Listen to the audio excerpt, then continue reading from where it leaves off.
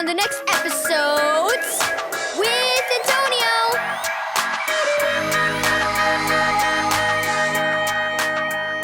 Thank you, Keys for Kids Ministries, for this daily devotional.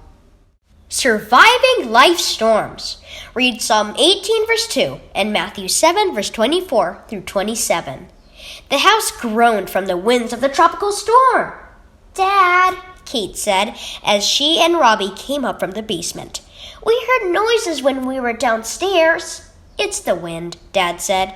The tropical storm hasn't been upgraded to a hurricane, but it's still strong.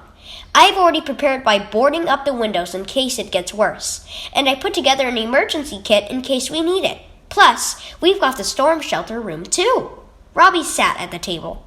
Don't hurricanes have girl names? Yes, some do, Dad said.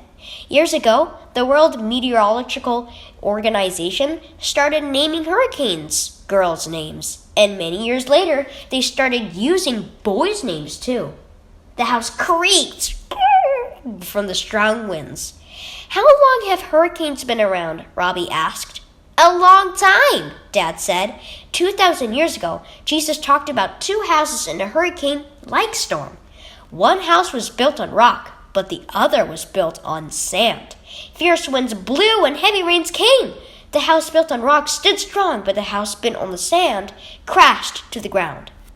I don't get it, said Kate. What's the difference between building a house on rock and building on sand? Strength, Dad said. Building a house on rock gives it a firm, solid foundation. Jesus was talking about building our lives on the rock, which is God. Robbie leaned forward. Wait, how do you build your life on God? Read the Bible and pray? Asked Kate. It's more than reading the Bible and praying, said Dad.